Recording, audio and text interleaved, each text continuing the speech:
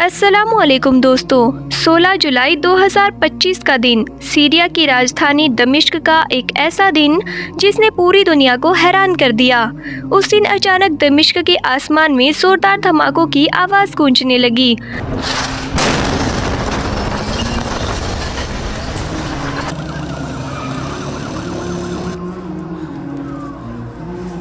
कुछ ही पलों में सीरिया के डिफेंस मिनिस्ट्री के हेडक्वार्टर और साथ ही प्रेसिडेंशियल पैलेस को इसराइल की तरफ से किए गए खतरनाक एयर स्ट्राइक्स ने निशाना बना लिया। ये हमले इतने ज़बरदस्त थे कि उनकी तस्वीरें और वीडियो दुनिया भर के मीडिया के कैमरों में कैद हो गई और हर तरफ खौफ और हैरानी का माहौल बन गया।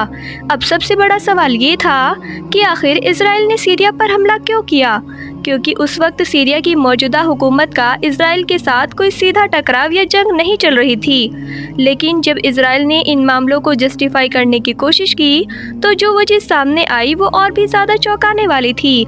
इसराइल के मुताबिक ये हमला किसी जंग या पॉलिटिकल टकराव की वजह से नहीं था, बल्कि एक खास कम्युनिटी की हिफाजत के लिए किया गया था, और वो कम्युनिटी है दुरूज। जी हाँ दोस्तों, दुरूज एक ऐसा मजहब जिसे दुनिया के सबसे सीक्रेट और रहस्यमय मजहबों में गिना जाता है। इनके मानने वालों को दुरूज या दुरूजी कहा जाता है। इसराइल का कहना है कि सीरिया के अंदर रहने वाले दुरूज लोग, जो कि एक माइनॉरिटी है, नई हुकूमत के अंदर सुरक्षित नहीं है, और चूंकि इतिहास में इसराइल खुद को दुरूज लोगों का रक्षक मानता आया है, इसीलिए वो उनकी हिफाजत के नाम पर ये एयर स्ट्राइक्स कर रहा है। लेकिन दोस्तों, यहाँ एक ऐसा ऐतिहासिक फैक्ट छुपा हुआ है जिसे जानकर हर कोई हैरान रह जाता है। कहा जाता है कि आज से करीब 900 से 1000 साल पहले यही दुरूज लोग भी मुसलमान हुआ करते थे, मगर 11वीं सदी में अचानक इतिहास ने एक ऐसा मोड़ लिया कि ये लोग पहले एक अलग ग्रुप के तौर पर माइनॉरिटी मुसलमानों से अलग हुए और फिर धीरे धीरे एक बिल्कुल अलग मजहब की शक्ल में सामने आ गए। आज के दौर में मिडल ईस्ट का शायद ही कोई मुस्लिम देश या फिरका ऐसा हो जो इन्हें मुसलमान मानता हो, बल्कि खुद दुरूज लोग भी अपनी पहचान एक अलग और सेपरेट मजहब के तौर पर ही करते हैं। अब यहाँ सबसे बड़ा और दिलचस्प सवाल ये उठता है कि आखिरकार इस मजहब को दुनिया का सबसे सीक्रेट यानी कि सबसे खुफिया मजहब क्यों कहा जाता है। तो दोस्तों, इसकी सबसे बड़ी वजह ये है इनका बेहद सख्त सीक्रेसी सिस्टम।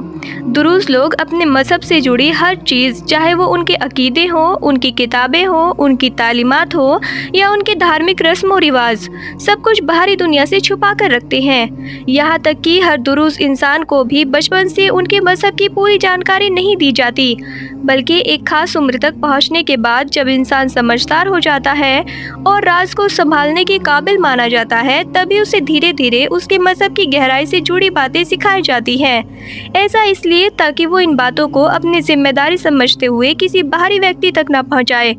इतना ही नहीं, दुरूज लोग अपनी कम्युनिटी को पूरी तरीके से बंद रखते हैं। ये लोग ना तो बाहर के लोगों से शादी करते हैं और ना ही किसी दूसरे धर्म के इंसान को अपने मजहब में शामिल होने की इजाज़त देते हैं। यानी अगर कोई इंसान दुरूज बनने में दिलचस्पी भी दिखाए तो वो चाहकर भी दुरूज नहीं बन सकता, क्योंकि उनके यहाँ कन्वर्जन पूरी तरह से मना है। एक इंसान सिर्फ उसी सूरत में दुरूज बन सकता है जब वो किसी दुरूज परिवार में पैदा हुआ हो। यही वजह है कि ये कम्युनिटी सदियों से अपने दायरे के अंदर ही सीमित रही है और आज भी अपनी पहचान को उसी तरह सुरक्षित रखे हुए है।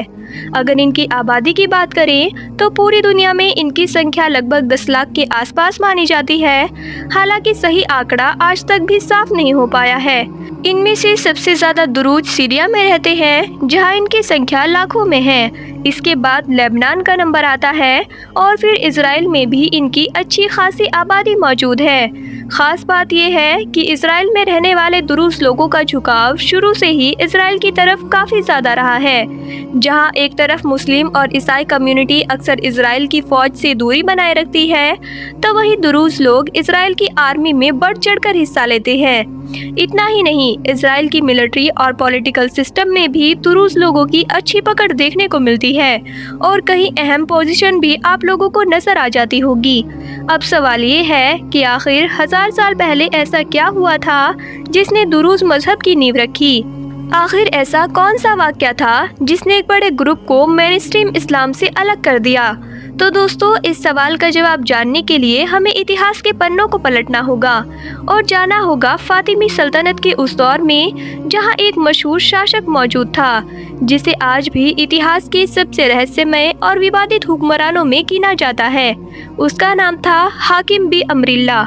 हाकिम बी अमरिल्ला सिर्फ 11 साल की उम्र में गद्दी पर बैठ गया था।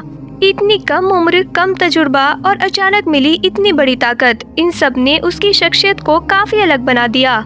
कहा जाता है कि हाकिम बी अमरिल्ला ने अपने दौर में कई ऐसे फैसले लिए जो आम समझ से बिल्कुल अलग थे। उन्होंने दिन और रात के पूरे सिस्टम को ही बदल दिया। उनका दरबार रात में लगता था, बाजार रात में खुलते थे और लोगों का रोजमर्रा का काम भी रात में ही होता था, जबकि दिन को आराम और सोने के लिए तय कर दिया गया था। ये फैसले अपने आप में इतने अजीब थे कि आज भी इतिहासकार इसे हैरानी से देखते हैं। लेकिन दोस्तों, हाकिम की कहानी यही खत्म नहीं होती, बल्कि असली कहानी तो अब शुरू होती है, जहां से दुरूज मजहब की नींव रखी जाती है और एक नया अध्याय इतिहास में जुड़ जाता है। इतिहासकारों के मुताबिक हाकिम बी अमरिल्ला की शख्सियत शुरू से ही विवादों से घिरी रही। उनके ऊपर कई तरह के आरोप लगाए गए। कहा जाता है कि उन्होंने अपने दौर में कुछ ऐसी धार्मिक पाबंदियां लागू कर दी थी जो आम लोगों की समझ से बिल्कुल बाहर थी। कुछ चीज़ों को पूरी तरह से उन्होंने मना कर दिया था और छोटी छोटी बातों पर भी सख्त सजाएं दी जाती थी। कई इतिहासकार तो यहाँ तक लिखते हैं कि उनके फैसलों की वजह से लोगों के दिलों में खौफ बैठ गया था। लेकिन दोस्तों, इन सब बातों के बावजूद उनकी जिंदगी का सबसे बड़ा और हैरान कर देने वाला मोड़ तब आया जब अपने आखिरी दिनों में उन्होंने एक ऐसा दावा कर दिया जिसने पूरे समाज को हिलाकर रख दिया। उन्होंने कहा कि खुदा उनके अंदर समा गया है, यानी वो खुद एक इलाही दर्जा रखते हैं। इतना ही नहीं, उन्होंने अपने आसपास के लोगों को ये हुक्म भी दिया कि वो उनकी इबादत करे। शुरुआत में तो बहुत से लोगों ने इसे मानने से इनकार कर दिया, लेकिन धीरे धीरे कुछ लोग ऐसे भी थे जिन्होंने इस बात को सच मान लिया और उनकी इबादत करना शुरू कर दिया। यहीं से एक नए विचार की शुरुआत हुई, एक ऐसा विचार जो धीरे धीरे एक अलग रास्ता बनता चला गया। इस सोच को आगे बढ़ाने का काम कुछ खास लोगों ने किया, जिनमें हसन बिन हैदर अफगानी, हमजा अजुजानी और मोहम्मद बिन इस्माइल अल दुरूस जैसे नाम शामिल हैं। खास तौर पर मोहम्मद बिन इस्माइल अल दुरूस ने इस विचार को आम लोगों तक पहुंचाने में बड़ी भूमिका निभाई। उन्होंने अलग अलग इलाकों में जाकर इस सोच का प्रचार किया और लोगों को इस नए नज़रिए की तरफ आकर्षित किया। धीरे धीरे ये विचार एक आंदोलन में बदल गया और फिर वक्त के साथ एक नए मजहब की शक्ल में सामने आया, जिसे आज हम दुरूस मजहब के नाम से जानते हैं।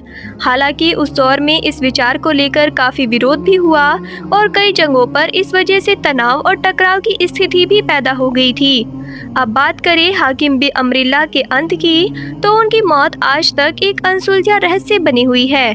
कहा जाता है कि एक रात वो अपने गधे पर सवार होकर हमेशा की तरह शहर से बाहर निकले, लेकिन इस बार वो कभी वापस नहीं लौटे।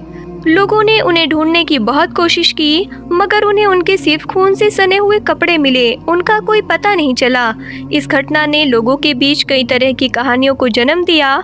कुछ लोगों का मानना था कि उनका कत्ल कर दिया गया है, लेकिन उनके मानने वाले, खासतौर पर दुरूस, आज भी ये मानते हैं कि वो मरे नहीं हैं, बल्कि वो उस दुनिया से गायब हो गए हैं और एक दिन वापस लौट कर आएंगे। यही विश्वास उनके अकीदे का एक अहम हिस्सा बन चुका है। दुरूस लोगों की इबादत का तरीका भी बाकी मजहबों से काफ़ी अलग है। ये लोग ना तो मस्जिद में नमाज अदा करते हैं और ना ही आमतौर पर अपनी धार्मिक गतिविधियों को सार्वजनिक करते हैं। इनकी इबादत गाहों को खलवत खाना कहा जाता है, जहां ये अपनी खास मजलिसें करते हैं।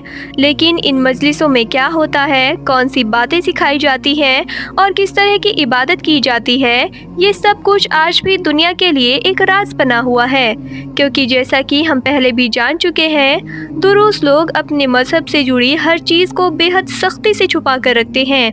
दोस्तों, अगर गौर किया जाए तो दुरूस मजहब सिर्फ एक कम्युनिटी नहीं है, बल्कि एक ऐसा रहस्य है जो सदियों से दुनिया के सामने अधूरा ही बना हुआ है।